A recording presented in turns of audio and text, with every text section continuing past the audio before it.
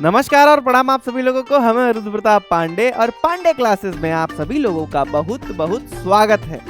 बाबू लोग, हम लोग अपने क्लास 11th के इस नए सफर को, ये नया साल आपका जो है एकेडमिक्स का है और इस नए सफर को हम लोग चालू करने जा रहे हैं। तो बाबू देखो, इस सफर को चालू करने से पहले आपको जो भी जानकारी चाहिए, मतलब कि इस वीडियो के बाद आपको सीधे ये हो जाएगा कि हाँ, हमको अब एनसीईआरटी उठा करके पढ़ना चालू करना है। आपको जो संतुष्टि नहीं मिल रही है ना, मतलब हमको संतोष नहीं मिलता यार कि मतलब हो गया अब पढ़ना चालू करें, हो गया पढ़ना चालू करें, ये जो एक टेंशन, ये जो एक संतोष आपका छिना हुआ है ना, ये संतोष हम आपको आज ला करके जो है दे देते। एडमिशन लेने से पहले आपके दिमाग में जो अशांति फैली हुई है, एडमिशन लेते वक्त जो है आपके दिमाग में जो टेंशन है, और एडमिशन लेने के बाद का भी हम लोग बात करेंगे। और इसके बाद ये सब होने के बाद हमारा जो भविष्य है 11th के बाद 12th, उसके बाद CUET, उसके बाद UPSC तक का टोटल कहानी, ये सारा बवाल जो है बाबू हम आपको अच्छे तरीके से इस वीडियो में समझा देंगे। तो इस वीडियो का जैसा नाम है ना, हाउ टू स्टार्ट, इसको देखने के बाद वाकई फिर आप चालू ही करेंगे। आपको फिर और कहीं जाने की जरूरत और कुछ देखने की जरूरत जो है पड़ेगी नहीं। सिलेबस वाली हम आपको वीडियो दिए थे, इस वीडियो को देखने के बाद आपको इतना पता चल गया था कि क्लास 11th में आपको पढ़ना क्या क्या है, वास्तविकता में किताब कौन कौन सी है। तो बाबू आपको पता चल गया था हिस्ट्री की, पॉलिटिकल की और ये ज्योग्राफी की, और बाकी इंग्लिश वगैरह आपका लैंग्वेज हो, चाहे ऑप्शनल में सोशोलॉजी, साइकोलॉजी, जो भी आपका ऑप्शनल सब्जेक्ट हो बाबू, वो सब अलग है। तो आपको सब्जेक्ट के बारे में, सिलेबस के बारे में इस वीडियो में हम बता दिए थे। अब मेन कहानी क्या चालू करना है बाबू, ये देखो। अभी आप एडमिशन लेने से पहले, मतलब क्लास 11 में जाएंगे, एडमिशन लेंगे, फिर उसके पहले जो आपके दिमाग में चल रहा हो, फिर लेते वक्त, उस लेने के बाद, और उसके बाद फ्यूचर में जितना भी चीजें हैं बाबू, सब आपको जो है हम यहाँ पर बताएंगे। एक बात देखो, सबसे पहले हम तुमसे बताते हैं यार, देखो ये जो है अप्रैल का महीना ना, तुमको एक बात हकीकत बताएं, हम पर्सनली, हम तो आज तक कभी, जब से पढ़ रहे होंगे 12th तक पढ़े, जितना भी पढ़े बाबू, आज तक कभी अप्रैल में पहले दिन तो हम स्कूले नहीं गए। हाँ, नहीं जा पाते हैं। काहे क्या कि अब भैया नया नया एडमिशन चालू होता है, तो फिर घर में भी बोलेंगे, एक तो ऐसे ही फीस उस जो है निकला होता है, सबसे पहले 10 उसका दिए होते हैं। अब 11th में क्या भैया, नया किताब चाहिए, ड्रेस चाहिए, तो बैग फट गया है, तो जूता फट गया है, तो मोजा फट गया है, सब खरीदो तो पैसा चाहिए होता है। अच्छा, एडमिशन में भी पैसा लगता है। अब क्या है कि अब हम लोग का जो है आज तक कभी, मतलब अप्रैल में पहले पहले दिन व्यवस्था ही नहीं हो पाता था। अब पहले दिन व्यवस्था नहीं हो पाता था तो स्कूल जाने में भी ऐसा थोड़ा सा अजीब टाइप का लगता था कि अरे नहीं, बुक खो जाए तब चले। तो पहले 10-15 दिन और पूरा अप्रैल बाबू, मेरा तो 11th में एडमिशन जब हुआ था, हम तो लिए थे जो है जून, गर्मी की छुट्टी के बाद मेरा एडमिशन हुआ था। तो आप लोग ये पैनिक मत होइए, अप्रैल ये महीना ही ऐसा होता है बाबू कि हम लोग बस सोचने में निकाल देते हैं कि क्या पढ़ना है, कैसे पढ़ना है, घर में फीस का व्यवस्था करने में निकल जाता है। फीस का व्यवस्था होता नहीं है जल्दी, 20 दिन 25 दिन लग जाता है, तब एडमिशन होता है। तो ये बहुत ही नॉर्मल चीज है, इसमें बहुत हेडक लेने का जरूरत नहीं है तुमको, ठीक है। देखो बाबू, एकदम जीरो से चालू करते हैं। आप अपना क्लास 10th का परीक्षा दे करके आए, जैसा भी गया, आप सबसे पहला जो बात आपके दिमाग में आया बाबू, वो आया आपका स्ट्रीम सिलेक्शन का, कि आपको कौन सा स्ट्रीम चूज करना है। बहुत लोग बोले होंगे समाज में, समाज है, सोसाइटी है, घर परिवार है, बहुत लोग बोला होगा साइंस ले लो, बहुत लोग बोलेंगे कॉमर्स ले लो, बहुत लोग बोलेंगे ह्यूमैनिटीज ले लो। आप फिलहाल इतना मन बना लिए, तभी आप यहाँ पर हैं। तो बाबू एक बात तुमको हम बता दें, आप ह्यूमैनिटीज लेकर के दुनिया के इस भीड़ भाड़ का जो चलन है, इससे आप एकदम अलग आ गए। आपकी एक अलग, एक पूरी की पूरी स्ट्रीम है, आपका एक अलग लाइन लेंथ है, आप बहुत सही दिशा में जाएंगे। और एक बात, सबसे बड़ा जो पॉजिटिव चीज होता है ह्यूमैनिटीज के साथ बाबू, आपको मिल जाएगा समय। समय किस चीज का, आप बहुत सारा चीज एक्सपेरिमेंट कर सकते हैं। एक सिंपल शब्द में बताएं तो जो लोग ग्रेजुएशन के बाद जाकर के जिस सरकारी नौकरी की तैयारी करेंगे या फिर जो भी चीज तैयारी करेंगे, वो आप अभी से चालू कर सकते हैं। सब हम आपको बताएंगे, टेंशन मत लो। अब बाबू तुम लोग स्ट्रीम सिलेक्शन के बाद पहुंचे अपने कॉलेज में, अपने स्कूल में। अब बाबू हर जगह स्कूल में पहले तो ह्यूमैनिटीज अवेलेबल नहीं रहता है, ह्यूमैनिटीज अवेलेबल रहता है तो उसके बाद भी अलग अलग सब्जेक्ट का अलग अलग बवाल रहता है। तो अगर आपको ये समस्या आ रही है कि सब्जेक्ट कैसे चूज करें, ठीक है, हमको पता चल गया ह्यूमैनिटीज। तो देखो बाबू, ह्यूमैनिटीज में बहुत सारा ऑप्शन होता है सब्जेक्ट का। मेजर जो आपके स्कूल वाले जो होते हैं, अलग अलग स्कूल का अलग अलग वेरी करता है, चाहे वो CBSE हो, चाहे बिहार हो, चाहे आपका MP, कोई भी स्टेट बोर्ड हो बाबू, उनका जो स्कूल वाले होते हैं ना, CBSE तो बोल रखी है कि हाँ भैया बच्चों को इकोनॉमिक्स चाहिए तो इकोनॉमिक्स दो, फिजिकल एजुकेशन चाहिए तो फिजिकल एजुकेशन दो। लेकिन बाबू हर एक स्कूल में क्या होता है, टीचर्स की कमी होती है। अब सोचो, 2 बच्चे बोलेंगे कि हमको इकोनॉमिक्स लेना है, 4 बच्चे बोलेंगे कि हमको हिस्ट्री लेना है, और खाली एक बच्चा बोलेगा कि हमको लीगल स्टडीज लेना है। अब बताओ, खाली एक बच्चे के लिए स्कूल वाले टीचर तो लाएंगे नहीं 11-12 को पढ़ाने के लिए, नहीं ना लाएंगे। तो इसीलिए स्कूल वाले एक अपना एरिया देख लेते हैं कि यहाँ से बच्चे ये चूज करते हैं, तो वही टीचर लेकर के आते हैं। तो इसीलिए बाबू भले ऑप्शन बहुत सारा है, लेकिन जब आप स्कूल रेगुलर जाते हैं तो स्कूल वालों के पास लिमिटेड ऑप्शन होता है, उनका खुद का कॉम्बिनेशन होता है कि चलो तुमको हिस्ट्री दे देंगे, पॉलिटिकल दे देंगे, ज्योग्राफी दे देंगे, और उसके बाद तुमको जो भी ऑप्शन लेना है, क्या लोगे, सोशोलॉजी लोगे, ये सब लोगे। तो एक फिक्स ऑप्शन होता है। मेजर जो ऑप्शन होता है सबके पास वो हिस्ट्री, पॉलिटिकल, ज्योग्राफी, ऑप्शनल वगैरह में सोशियोलॉजी या फिर फिजिकल एजुकेशन और इंग्लिश हिंदी का जो है मेजर जो है होता है। और कहीं कहीं ज्योग्राफी हटा करके इकोनॉमिक्स डाल देंगे, पॉलिटी हटा करके इकोनॉमिक्स डाल देंगे। तो ये बाबू तोड़ मरोड़ होता रहता है। तो आप अगर कंफ्यूज हैं कि आपको ऑप्शनल सब्जेक्ट में कोई दिक्कत ना हो, कोई कंफ्यूजन ना हो, तो आपको पता करना है आपके स्कूल वाले से। कुछ नहीं करो, टेंशन मत लो, अभी कल सुबह निकल जाओ स्कूल पे जाकर के सर से पूछो कि सर आपके यहाँ 11th में 12th में ह्यूमैनिटीज वालों को आप कौन कौन सा सब्जेक्ट दे रहे हैं, हमको पूरा लिस्ट दीजिए। तो सर बता देंगे कि देखो बाबू हमारे यहाँ ये सब्जेक्ट अवेलेबल है, उसमें से बेस्ट जो रहेगा, आप बेस्ट हमेशा प्रेफरेंस दीजिएगा बाबू, हिस्ट्री, पॉलिटिकल, ज्योग्राफी, इकोनॉमिक्स हो, ठीक है, ये सारी चीज सब्जेक्ट हो तो इसको आप ज्यादातर मेन फोकस दीजिएगा ऑप्शनल सब्जेक्ट्स में, ठीक है। इसके बाद लैंग्वेज तो आपको लेना ही है। तो सब्जेक्ट का अलग अलग स्कूल पे वेरी करता है, आपका जिसमें इंटरेस्ट हो और जो हम प्रेफरेंस बताएं इस हिसाब से आप अपना सब्जेक्ट चूज कर सकते हैं, ठीक है। यहां पर एक सबसे बड़ा दिक्कत आपको देखने को क्या मिलेगा, हम बता रहे हैं, जो कि समाज को लेकर के है। डिमांड होता है 10 के बाद कोई कोटा चला जाएगा बाबू, कोई पटना चला जाएगा, कोई बनारस चला जाएगा, मतलब शहर में कोई जो है लोग भागना स्टार्ट करेंगे, कोई दिल्ली चला जाएगा पढ़ने के लिए, क्या करने के लिए, कोई इलाहाबाद भाग जाएगा। तो आपके बहुत सारे दोस्त लोग बाबू जो 10 में थे आपके साथ, वो क्या करेंगे, अब थोड़ा सा निकल जाएंगे बाहर। तो आपको, अब आप सोचेंगे यार हम तो यहीं पड़े रह गए। अच्छा, यहां पर देखो तुम्हारे साथ दो चीज आपको देखने को मिलेगी, नॉर्मली ह्यूमैनिटीज लिए हो ना, इसलिए दो चीज तुमको देखने को मिलेगा। पहला तो ये कि तुमको देखने को लगेगा यार हमारा दोस्त देखो हमारे साथ 10 में पढ़ रहा था, उसके मम्मी पापा यार उसको भेज दे इलाहाबाद पढ़ने के लिए, हमको तो देखो यार हमको यहीं एडमिशन लेना पड़ा। इस चीज का बिल्कुल भी टेंशन मत लेना, इससे तुमको डिमोटिवेट आई सब होने का जरूरत नहीं है।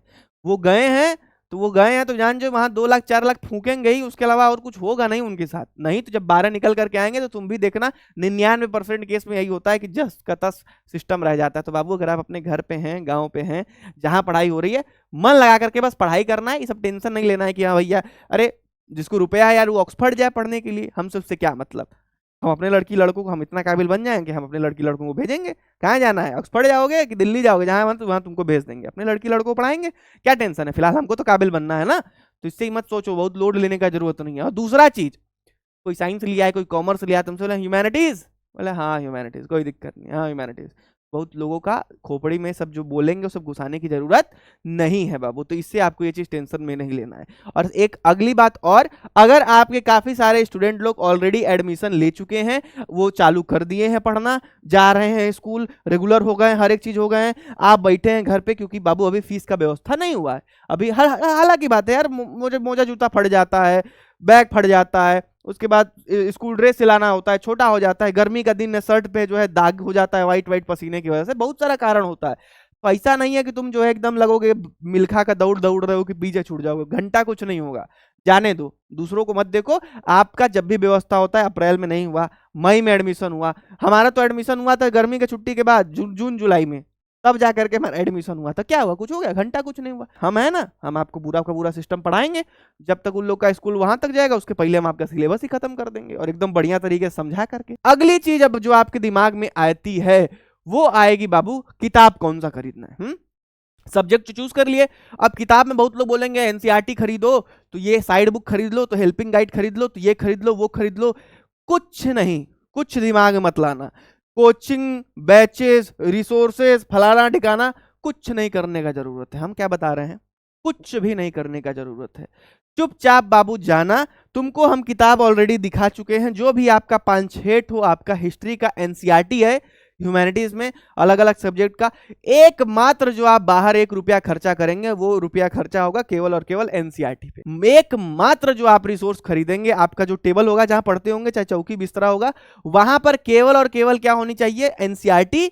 और हाँ, मोटी मोटी एकदम सुंदर सुंदर कॉपी जरूर खरीद लेना, और 4-5 रंग का पेंसिल जरूर पेन जो है जरूर खरीद लेना नोट्स बनाने के लिए। तो आपके पास एकमात्र जो किताब रहेगी वो रहेगी एनसीईआरटी। उसके बाद आपको 1 चवन्नी किसी भी चीज पे खर्चा करने की जरूरत बाबू नहीं है। आपका 11th का एक एक चीज, अगर कोई एक पर्सनल लड़का आकर के बोलेगा भी कि हाँ भैया हमको ये वाला सब्जेक्ट हम ऑप्शनल में ले लिए हैं, हमको आप पढ़ा दीजिए, हमको नहीं समझ में आ रहा है, तो बाबू मेन हिस्ट्री, पॉलिटिकल, ज्योग्राफी का खत्म करने के बाद उस पर्टिकुलर एक बच्चे का भी अगर कोई ऐसा सब्जेक्ट होगा जो कि ऑप्शनल होगा और उसको कहीं समझ में नहीं आ रहा होगा, आप कमेंट सेक्शन में जा सकते हैं। बहुत लोग बाबू लोग बिहार बोर्ड का हमसे बोले करने के लिए, राजस्थान बोर्ड का करने के लिए, तो हम उनको पर्सनली कहीं ना कहीं जो है कोई प्लेलिस्ट बना करके यूट्यूब पे पढ़ाएंगे जरूर। तो आपको टेंशन नहीं लेना है, केवल और केवल दो चीज आपकी यहां पर रहेगी। एक हो गया आप एनसीईआरटी खरीद करके रेडी हो गए, और एक बाबू आप जो है यूट्यूब चैनल में आप पांडे क्लासेस यहां पर जो आप देख रहे हैं, जहां पर आप वीडियो देख रहे हैं, यहीं पर आप सारा का सारा जितना प्लेलिस्ट है, बस आप प्लेलिस्ट को चेकआउट करके रेडी रहिएगा अपने नोटबुक के साथ। अब जो हम आपको बहुत इंपॉर्टेंट चीज बता दे रहे हैं वो है आपका भविष्य। अगले साल तो जाओगे क्लास 12 का एग्जाम देने के लिए, हाँ भैया, एक साल पढ़ोगे तो जा करके अगले साल आप परीक्षा देंगे क्लास 12 में। अब देखो बाबू, तुम्हारे दिमाग में बोर्ड परीक्षा को लेकर के अगर जरा से भी रत्ती भर अगर टेंशन हो कि अरे भैया हिस्ट्री में फेल ना हो जाए, अरे भैया पॉलिटिकल साइंस इतना सारा है, ज्योग्राफी इतना सारा, अरे कुछ नहीं है, ऐसे नाखून भी नहीं है। क्या है? ऐसे नाखून भी नहीं है, जान जाओ, बस इतना बात ध्यान रखो, कुछ है ये नहीं है तुम्हारा 11-12 का सिलेबस एकदम। हम क्या अभी तुमसे बताने जा रहे हैं पता है? अभी तुमको हम आगे क्या बताने जा रहे हैं पता है तुमको? क्या 11-12 का सिलेबस तो अपने जगह है ये है। मेरा ये मानना है, अभी देखो हम आपको सोच रहे हो सिलेबस बहुत बड़ा है, सिलेबस कुछ नहीं, क्योंकि हम तुम्हारा 1-2 महीने में सब सिलेबस खत्म करवा देंगे। इसके बाद जो बचेगा समय क्या करोगे? तो हम आपको क्या करेंगे बाबू, 11-12 का सिलेबस तो अपने जगह ये है, बहुत रद्दी, आप पढ़ लेंगे, आराम से खत्म कर लेंगे। इसके बाद आपको 11 से ही हम सजेस्ट करेंगे सीयूईटी की तैयारी करो, 11 से ही क्लैट की तैयारी करो, और 11 से ही एसएससी वगैरह की तैयारी करोगी। भैया ये क्या बोल दिया एसएससी? ठीक है, क्लैट और सीयूईटी तो समझ में आता है कि 12 के बोर्ड के बाद हमको क्लैट और सीयूईटी देना है, ये एसएससी कहां आप ला दिए? क्योंकि बाबू एक बात मेरी ध्यान से सुनो, अंततः आपको पैसा कमाना है, अंततः पढ़ लिख करके जॉब पाओगे, पैसा कमाना है, घर का व्यवस्था बढ़िया करना है। बाबू एक बात बताओ, जो बच्चे ग्रेजुएशन करने के बाद 7 साल 8 साल नुकसान करने के बाद वापस आ जाते हैं कहां पर? एसएससी सीजीएल, एसएससी सीएचएसएल, और उसके बाद ये सब परीक्षा देने, तो एक बात बताओ, 12 के बाद ही ऐसी बहुत सारी एसएससी के एग्जाम्स है, जैसे आपका एमटीएस हो गया या फिर सीएचएसएल हो गया, ऐसे तमाम जो लेवल पे है बाबू 12 के बाद ही आप दे सकते हैं। तो मेरा मानना है कि जब आप 11-12 का सिलेबस नाखून भर का है, कुछ नहीं पढ़ना है, हम है ना, तुमको कहीं जाने की जरूरत थोड़ी, हम है ना, हम कराएंगे ना 11-12 का सिलेबस, अच्छे से पढ़ा देंगे। उसके बाद क्या करोगे? देखो तुम खुद बोलोगे कि भैया आप तो फ्री टाइम बचा है, आप तो पूरा पढ़ लिए। तो जब आप पूरा पढ़ लेंगे तो मेरा क्या मानना है, आप अभी से 11th और 12th में ही अभी से आप सीयूईटी की तैयारी करेंगे, क्लैट की तैयारी करेंगे, और नहीं में तो एसएससी के जो है 1-2 एग्जाम्स का आप तैयारी करेंगे ही करेंगे, ताकि 12 के बाद जाओ, निकला तो निकला भाई, सीयूईटी तो देना ही है, क्लैट तो देना ही है, एसएससी का एग्जाम निकल गया तो बल्ले बल्ले एक नौकरी मिल गई, हम अपना खर्चा खुद कॉलेज का उठा लोगे, हैं, अपना व्यवस्था खुद उठा लोगे। नहीं मिली कोई बात नहीं, एक्सपीरियंस मिला, सिलेबस खत्म हुआ, अगले साल फिर देंगे, अगले साल फिर देंगे। करना ही क्या है तुमको? यही ना करना है बाबू। अगली चीज बाबू, आप में से 99% बच्चों को जो है अपने जिंदगी में कहीं ना कहीं यूपीएससी के लिए तो वो सोच करके रखे ही होंगे, हाँ सब देता है, सब देगा, सबका एक एम होता है यूपीएससी निकालने का। तो बाबू एक बात समझो, ग्रेजुएशन के बाद जब आपको गवर्नमेंट के सारे एग्जाम देने ही देने हैं भाई, ग्रेजुएशन के बाद देना ही देना है, तो अब एक बात बताओ, उस ग्रेजुएशन के एग्जाम में बहुत सारे लोग लगे होंगे तैयारी में, हाँ शुरू से लगे होंगे, बहुत लोग ग्रेजुएशन के बाद से लगते हैं, बहुत लोग ग्रेजुएशन में फर्स्ट ईयर सेकेंड ईयर से लग जाना चाहते हैं, और बहुत सारे लोग 11-12 से भी लगे होते हैं। देखो अगर तुम एक चीज चाहोगे कि यूपीएससी की तैयारी अभी से करना स्टार्ट करें, तो इसमें बहुत घबराने वाली बात नहीं है कि अरे हम अभी से पढ़ रहे हैं, नहीं। देखो क्या करना है तुमको, जो भी यूपीएससी का तैयारी करता है सबसे पहले बेस बनाता है, चाहे 6 से लेकर के 12 तक का हर एक चीज करता है। तो बाबू अभी आप लोगों को क्या करना है, 11-12 में अगर आपको यूपीएससी की तैयारी करना है इन फ्यूचर, तो आप 11-12 में अपना आप बेस बना सकते हैं। क्या बना सकते हैं? बेस बना सकते हैं। तो जब 1-2 साल में आपका जब बेस तगड़ा हो जाएगा, और फिर ग्रेजुएशन में जाते ही जब आप अपनी तैयारी को एकदम पक्का रखेंगे, तो बाबू बहुत ज्यादा चांसेस हैं कि इधर ग्रेजुएशन खत्म हो, और क्या पता 21 साल की उम्र में जाते जाते आपका यूपीएससी भी निकल जाए। इसके अलावा दूसरी चीज हमेशा अपने दिमाग में रखना, अंततः पैसा कमाना है, ठीक है, हम अपना बेस्ट देंगे यहाँ पर। आप लोगों में से बहुत सारे लोग होंगे जिनके दिमाग में धंधा चलता होगा, बिजनेस चलता होगा, स्टार्टअप चलता होगा, ये सब चलता होगा, तो इस पे भी हमको मेन फोकस करने का जरूरत है। क्यों?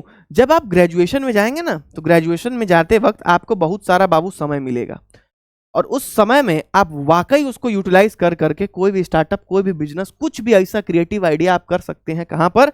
ग्रेजुएशन में जाने के वक्त। तो बाबू ये जो समय है, ये जो टाइम है ना, इसको इंपॉर्टेंट बनाओ, इसको एकदम ऐसे चूज करके निकालो, समझे, इसको वेस्ट मत जाने दो। तो आप ये भी कर सकते हैं, आप ये भी कर सकते हैं। और मेरी मानो तो 11th और 12th में जो समय मिलता है बाबू ना, बहुत ही कीमती होता है। जो लोग इसको वेस्ट कर देते हैं बहुत पछताते हैं बाद में चल करके। अब 11th में क्या तुमको करना है वो हम बता दें, 11th का पढ़ाई कैसे चालू करना है वो हम बता दें। देखो सबसे पहली चीज यहाँ पर बाबू हम आपको एक वीडियो दिए हुए थे जिसमें हम आपको ये बता दिए थे कि क्लास 11th में पढ़ना क्या है। इस वीडियो में हम आपको पूरा सिलेबस समझा दिए थे, और यानी कि आप जब ये वीडियो देख लेंगे तो आपको इतना पता चल जाएगा कि ये वाला जो साल है 2025 से 26, ये एक साल में आपको इतना सब्जेक्ट, इस एक साल में आपको इतना सब्जेक्ट और इतने सब्जेक्ट के इतने चैप्टर्स आपको पढ़ने हैं, ये हम बता दिए थे कि आपको क्या क्या पढ़ना है। सबसे पहले यहां पर जो आप किताब देख रहे हैं, आप एनसीईआरटी खरीद के रेडी हो जाइए।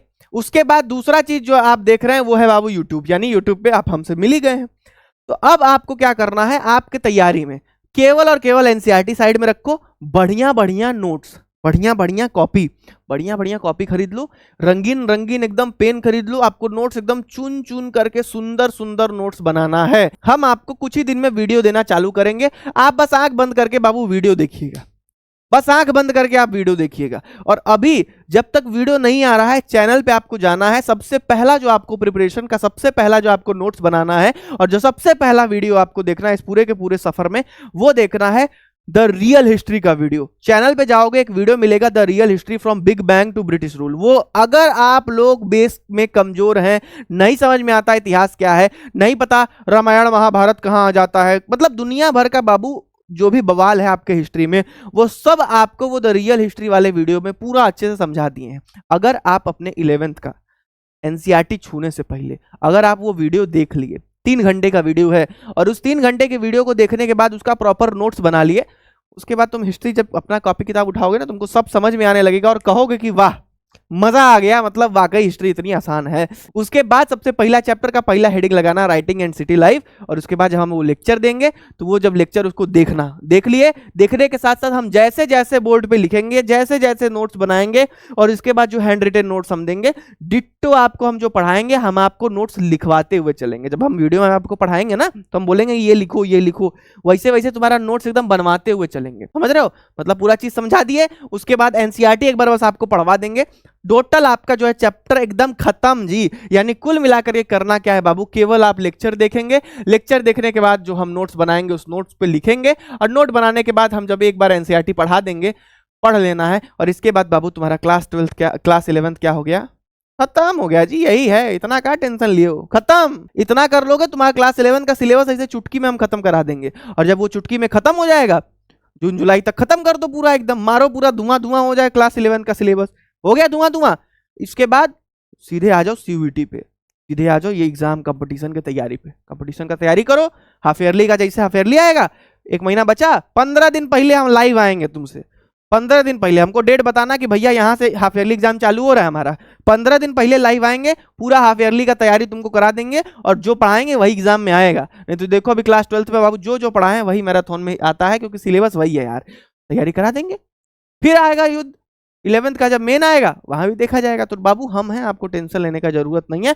पढ़ना कितना है, खाली लेक्चर देखो, नोट्स बनाओ, एनसीईआरटी पढ़ो, लेक्चर देखो, नोट्स बनाओ और एनसीईआरटी पढ़ो। इसके बाद एक चीज और आपको बहुत जरूरी है समझाना, वो है हर एक सब्जेक्ट का सिस्टम आपको बताना। जैसे अब जो इसके बाद अगली वीडियो आएगी, बस एकमात्र वीडियो आएगी बाबू सब्जेक्ट के स्पेसिफिक, जैसे लिखा होगा हाउ टू स्टडी, यहां पर दिया होगा हिस्ट्री पॉलिटिकल साइंस, और उसमें 100 में 100 कैसे लाना, ये वाली वीडियो। यानी कि उसमें हम क्या करेंगे, हम एक किताब उठाए, जैसे हिस्ट्री की किताब उठाए। अब हिस्ट्री की किताब में सिलेबस तो आपको पता है, हिस्ट्री की किताब में पढ़ना क्या है, 10th से और 11th की हिस्ट्री। 10th क्या बाबू, अभी बचपन से जो इतना हिस्ट्री पढ़ते आ रहे हो ना, उस सब में और 11th के हिस्ट्री में पूरा अंतर है। क्या अंतर है वो बता देंगे, कैसे पढ़ना है वो बता देंगे, एग्जाम में क्वेश्चन कैसे आता है वो बता देंगे, कहां कहां से आता है वो बता देंगे, कौन सा इंपॉर्टेंट टॉपिक से लेकर के एवरीथिंग बाबू जो तुमको पता होना चाहिए हिस्ट्री को लेकर के, पेपर कैसे आता है, मैप कहां से पूछता है, प्रैक्टिकल वर्क कैसा है, कितने नंबर का स्कूल में प्रैक्टिकल देना पड़ेगा, कितने नंबर का हमको जो है क्वेश्चन देना पड़ेगा, क्या 11th की हिस्ट्री सीयूईटी में आती है, आगे काम देगी कि नहीं देगी। मतलब हर एक चीज अगर आपको एक एक सब्जेक्ट का जानना होगा, वो बाबू 5-5, 6-6 मिनट की वीडियोस होंगे जिसमें हम पूरा बता देंगे। बाबू तुम्हारा सिलेबस रेडी, पढ़ना कैसे है वो रेडी, भविष्य का पूरा कहानी रेडी, और इसके बाद एक एक सब्जेक्ट का कहानी रेडी। इसके बाद करना क्या है, इसके बाद करोगे क्या, पढ़ना है, बस आंख बंद करके पढ़ना स्टार्ट करना है। और ध्यान दो, हम तुम्हारा साथ बाबू 11th में भी नहीं छोड़ेंगे, अगले साल चले जाओगे 12th में भी नहीं छोड़ेंगे, 12th में भी धड़ाधड़ एकदम बढ़िया कराएंगे। जैसे तुम लोग 11 12th पढ़े, एनसीईआरटी और मेरा वीडियो बस काफी है, इसके अलावा तो एक अक्षर तुमको नहीं पढ़ने देंगे, ना एक किताब खरीदने देंगे, ना कुछ भी ऐसा चीज कुछ भी नहीं छूने देंगे जहां पर मतलब जरूरत ही नहीं पड़ेगी, सब यहीं पे खत्म हो जाएगा। और इसके बाद जैसे ही class 12th डाकोगे, class 12th Dhakne के बाद दो ठो बड़का चच्चा लोग तुम्हारा इंतजार कर रहे हैं। एक है मालिक सीयूईटी 2027 और एक है जो है क्लैट 2027। सीयूईटी 2027 दोगे तब जाकर के तुमको बढ़िया कॉलेज मिलेगा आगे का पढ़ाई ग्रेजुएशन करने के लिए, और अगर तुमको लॉ वगैरह करना है तो क्लैट 2027 दोगे तब जाकर के तुमको मिलेगा बढ़िया कॉलेज जो है एनएलयू वगैरह मिलेगा ग्रेजुएशन करने के लिए। तो ये तो तैयारी हम कराएंगे, उसमें भी साथ नहीं छोड़ेंगे। और इसके बाद जो सबसे मेन चीज है बाबू कि यहाँ पर एक मौका तुमको इतना अच्छा खासा मिल रहा है, वो मिल रहा है गवर्नमेंट एग्जाम्स, जो कि 12 के बाद ही है बहुत सारे। हमारा सिलेबस रत्ती भर है, खत्म हो जाएगा, करेंगे क्या? तो हम करेंगे इसकी तैयारी और निकलते निकलते एक्सपेरिमेंटल बेसिस पे हम इसका परीक्षा एक बार देंगे जरूर। आया तो आया, जैसे वो कहते हैं ना सर हैं जो कि एक बाल तोड़ा ऐसे पहाड़ पे फेंका, गया तो एक बाल गया, आया तो पूरा पहाड़ आया। अब हमको बाबू जाते जाते बस एक कमेंट करके बताना कि भैया यहाँ तक वीडियो देखे हैं, हम आपका बात वाकई में समझ गए, परेशान नहीं होंगे। अप्रैल का महीना तो वैसे भी पूरा बवालिया होता ही है, सबको स्टेबल होने में ही, फीस इकट्ठा करने में ही जो है निकल जाता है समय। तो हम भैया टेंशन में नहीं है, हम एकदम रेडी हैं, आपके 11th के आपके एकदम साथ हैं। हाथ पकड़ लिया, ऐसे हाथ दे रहे हैं तुमको, ऐसे हाथ पकड़ लो। 11th 12th सीयूईटी जितना भी सब एग्जाम वगैरह है, सबका टेंशन अब हमारा और आपका एक साथ का है, समझ रहे हो? तो बाबू बस हमको इतना बता दो कि हाँ भैया हम यहाँ तक देखें, हम इंतजार कर रहे हैं, और जब हमको पता चलेगा कि आप वाकई इंतजार कर रहे हैं तो अब हम फटाफट, अभी क्या पता हम 12 अप्रैल 13 अप्रैल जब मन जैसा आपका कमेंट हमको देखने को मिलेगा वैसे हम क्लास चालू कर देंगे, समझ रहे हो? कहानी पूरा स्टार्ट हो जाएगा। मिलेंगे बाबू आप लोगों से अगले वीडियोस में, तब तक के लिए पढ़िए, मस्त रहिए, स्वस्थ रहिए, नमस्कार।